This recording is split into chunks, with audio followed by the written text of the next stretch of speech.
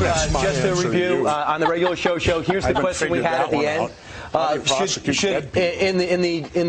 To be totally just, you believe that Dick Cheney, George Bush, and the whole administration should be prosecuted for their acts? Governor Jesse Ventura is with us. But if that is the case, then we should prosecute. We should have prosecuted Harry Truman. Should have prosecuted Abraham Lincoln. Should have prosecuted Franklin Delano Roosevelt. Are you for that?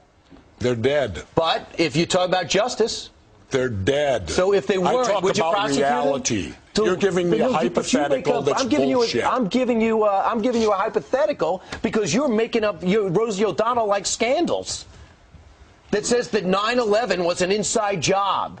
Well, why are you not allowed to ask anything about it? No, why, when you approach the government, I approach the government. I read everything possible. I watched all the hearings. You're right. I haven't read. You looked at my reading list. Have you read the 9/11 report and you think it's a piece of fiction? No, I believe everything in it. I believe my government's never lied to me, have they? Let's see, where should we start? The Gulf of Tonkin incident? Now, that took us into war in Vietnam. They've now admitted it was a lie. So 58,000 of my generation were killed based upon a lie. But that doesn't count, does it? What does that have to do with 9/11? That shows that we will lie to go to war. We've been doing it for years. We will continue to do it. The Gulf of Tonkin incident, did you believe that? Well, you probably weren't alive then. I apologize for not being alive then. Well, it won't happen again. Well, I was alive. Okay. But and I remember our president sitting on TV telling us our boys are floating in the water. And because of that, you'll never believe anything. False. And because of that, you'll never believe anything. But they lie all the time. Have you been in government? No, I have. All right, so that's so I've never been in the NFL, but I could watch a football game and judge what's going on. Why do we have the CIA embedded in all state government when their mission statement says that they're not? The question. If you just say one thing, you don't think the CIA has our best interest in mind. You don't think our intelligence branches. I never said any of that. But your questions and conclusions only lead to that one statement. That you think everyone's against America, the government's against America. True. Always remember, dissension's the greatest form of patriotism. Tom Jefferson said that. Tom, you were alive then? No. You're going to insult me. I got to go to radio. Yeah. All right, Jesse. Take care. He's leaving. Jesse, I do have to say that I think Brian probably has read every word from the whole 9/11 situation. He's passionate about it, as you can see. Well, I am too. But and I agree with you that there's been covert activity over time, no doubt, where the government has not told its people every single thing that's gone on. I don't think anyone they rarely would be surprised. But when it comes to 9/11, are you so sure? No.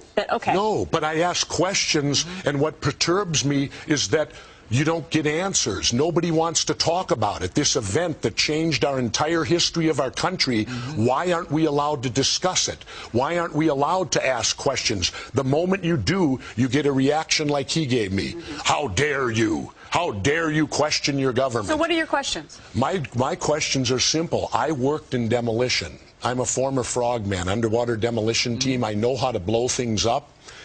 How could the buildings fall at the rate of gravity? Basic physics tells you that can't happen. Yeah. And how did the cement get so pulverized?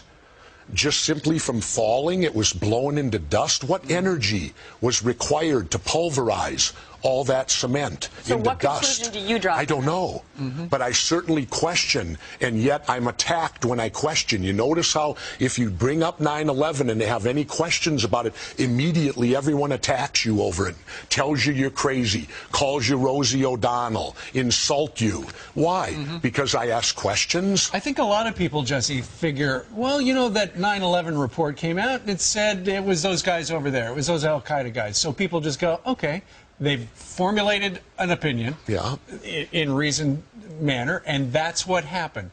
Now, they can't know for sure that all of that happened per se, but, you know, you do ask a lot of questions, and that's what your book is about. Don't Start the Revolution Without Me is about. It's about asking questions. And I thought in our country that was good.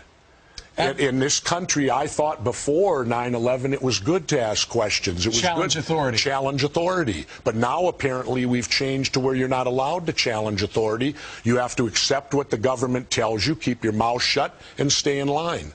Well, that's not the America that I served as the military. I served because, to me, defense of free speech, popular speech the First Amendment doesn't need to be defended. It's unpopular speech is why we have that amendment. And it seems that when you question 9/11, you're asking unpopular speech today. So you would also like to question the Obama administration. It wouldn't just be the former Bush administration. Oh, I'd like to question everybody on it, because to me it doesn't, what happened that day, there are so many unanswered questions, and even the relatives, you saw the protests at the 9/11, and since when do you bring in witnesses that don't have to testify in open, where they're brought into closed door rooms and allowed to testify together? Let me get your pulse on what's been happening recently. Because since we chatted at the Republican convention in St. Paul, the economy's gone to hell.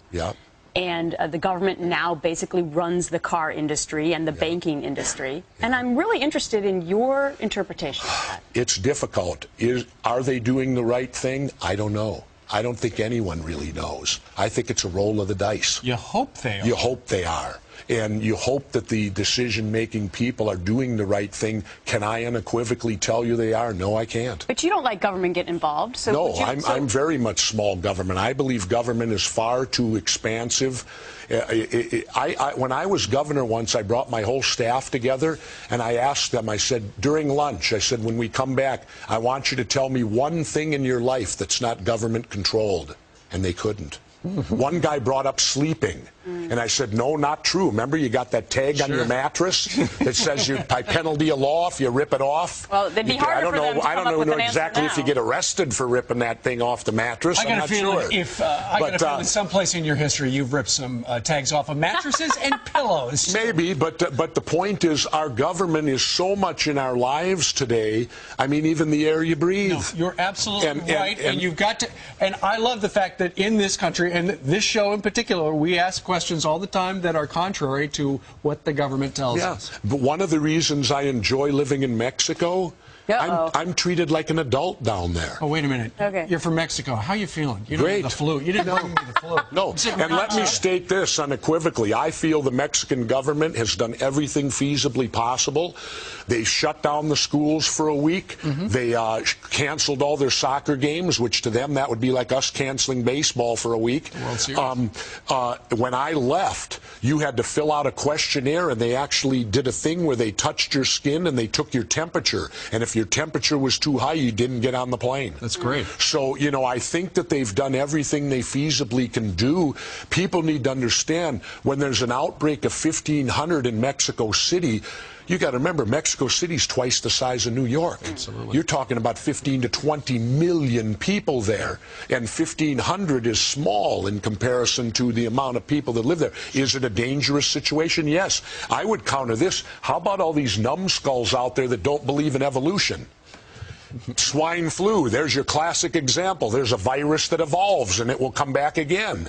Once we fix this one, that virus will re-evolve, do it, and it'll occur again. Now we're going into a whole other territory. All these people say evolution, it's just a theory. You know what I answer back with, Gretchen? What? So is gravity. That's just a theory. If you don't believe it, go jump off the building and see if it's real. Yeah, we saw what happened to those ducks earlier. Don't start the revolution without me, Jesse Ventura. Always a pleasure. My pleasure. All right. Never a dull moment, my friend. Absolutely. How's your blood pressure? My blood pressure is great. I'm surfing now, and that's my main thing in life. Is you look like a surfer now. Well, my hero now is Laird Hamilton. He's an attractive guy. I don't watch it, and it's not for his attractiveness that I like him. It's for his courage. That's why I watch him. And the waves he rides. He has great courage. He's a man of courage. Don't check out his wife. We'll be back tomorrow. That would be Wednesday. See you then.